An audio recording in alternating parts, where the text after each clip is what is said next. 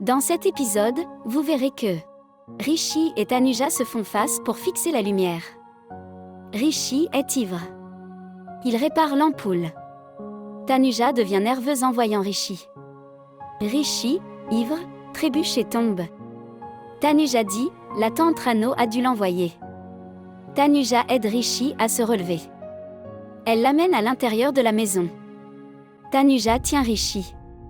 Lorsqu'elle voit Ahana approcher, elle se cache. Ahana dit au serviteur, « Tu n'as pas apporté de lait pour Chintu. Tu sais qu'il ne dort pas sans boire de lait. » Ahana part alors. Tanuja appelle le serviteur pour l'aider avec Rishi, en disant, « Il s'est évanoui à cause de moi. » Elle ne sait pas que Rishi est ivre et suppose qu'il a une forte fièvre. Le serviteur confirme que Rishi a de la fièvre. Tanuja, très inquiète, aide le serviteur à emmener Rishi dans sa chambre. Pendant ce temps, Raj dit à Rano, « Tu penses toujours à ses filles. » Rano répond, « Je pense à notre famille. » Rishi part à 8h du matin et revient à 10h du soir, donc il ne verra pas les filles. De toute façon, ce sont les petites filles de Bani et ne se réveilleront pas avant 11h. Je ne m'inquiète pas pour Rishi, mais il y a d'autres membres de la famille, Divyal, Mampri, Nakul, Yuvraj et les enfants, ils vont et viennent à tout moment, et s'ils voient les filles, je ne sais pas, tu t'en occupes. Rano continue, je t'ai vu regarder les filles, surtout la plus simple, et je sais que tu pensais que notre fille aurait été comme elle. Raj admet, oui, c'est ce que je pensais. Qu'est-ce qui ne va pas? Elle est très innocente. Rano insiste sur le fait que personne ne devrait connaître Bani et suggère de dire à tout le monde que les filles sont des parents éloignés.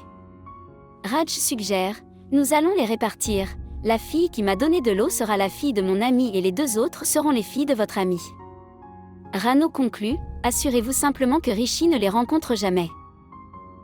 Pendant ce temps, Tanuja est avec Rishi et l'aide à monter dans sa chambre. Ahana appelle le serviteur, qui part, disant à Tanuja de s'occuper de Rishi mais de partir bientôt. Tanuja ressent quelque chose de différent lorsqu'elle regarde Rishi, le pose sur le lit et prend soin de lui. Elle se souvient de son passé. Rishi ouvre soudainement les yeux, la regarde, puis se rendort. Il est toujours inconscient. Tanuja continue de le regarder. Le serviteur revient et remercie Tanuja, qui part ensuite.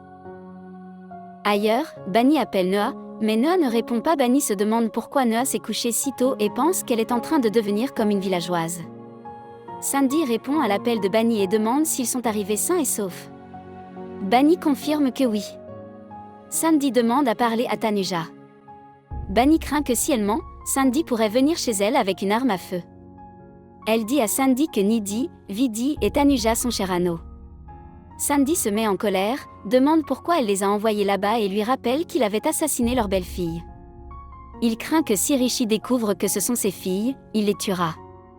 Sandy dit qu'il vient chercher ses filles, mais Bani lui dit de ne pas venir, révélant que sa femme était également impliquée dans le plan.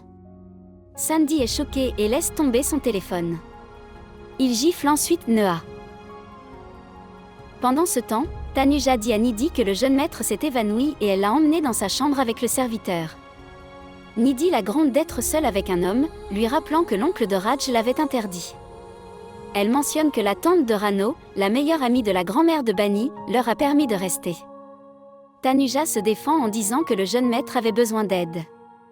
Nidhi envoie Tanuja chercher de l'eau, pensant que Tanuja a confondu un serviteur avec le propriétaire. Nidhi pense que le maître est fait pour elle et envisage de l'impressionner. Elle dit à Tanuja de tout nettoyer le matin et part. Tanuja ne peut s'empêcher de penser à Rishi et ressent quelque chose de différent après l'avoir rencontré. Merci d'avoir regardé. Comment avez-vous trouvé cette critique ?